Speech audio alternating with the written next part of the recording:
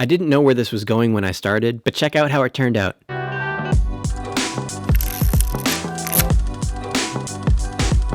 If this is your first time here, I'm happy to have you here. My name is Atreyu, and I'm drawing something new with inks every single day for the month of October, for Inktober. And if you're returning to this challenge, welcome back. Today is day 6 of the series. My goal for today's drawing was to draw something Halloween themed. So, I decided on a pumpkin. Sometimes less is more, right? Sometimes something so simple can be so beautiful. You know, I've seen art with 3 lines or 1 line sell for millions and millions of dollars. Doesn't mean it's good. But sometimes it can mean more, or it can be such a strong expression if it is so simple. You know, simplicity. Sometimes I fumble over my words. Simplicity has a art and a beauty to it. It's very bold. It's very one-directional, and I think that to use it in spurts with how you build things or create things can be pretty valuable. You know, for instance,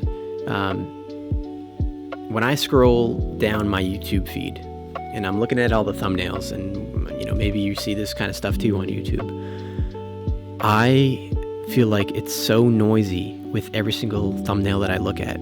Everything's trying to jump and get your attention, right? They're colorful, they're bright, they're bold. There's a lot going on the images.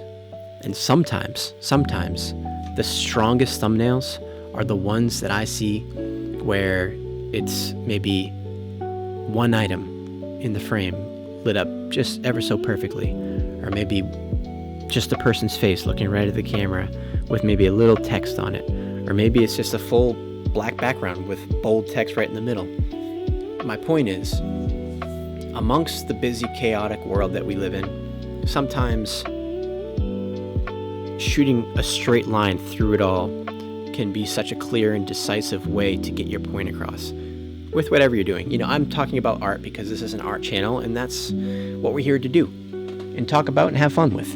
But this can be in anything, even in communication. Sometimes a one-liner, when you're trying to communicate with someone, is the strongest way to do it.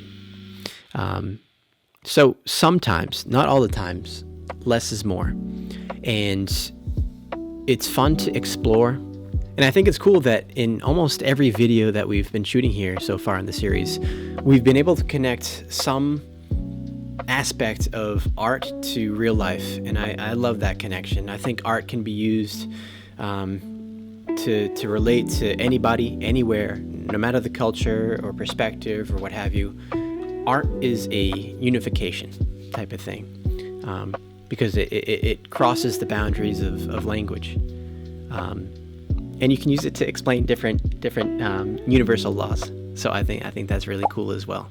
So today, what are we thinking about the art? Well, it's a pumpkin. You know, I went with pumpkin because it was for the month of October. It's Halloween themed. And what do I think of it? I think it's maybe a 6 out of 10 today.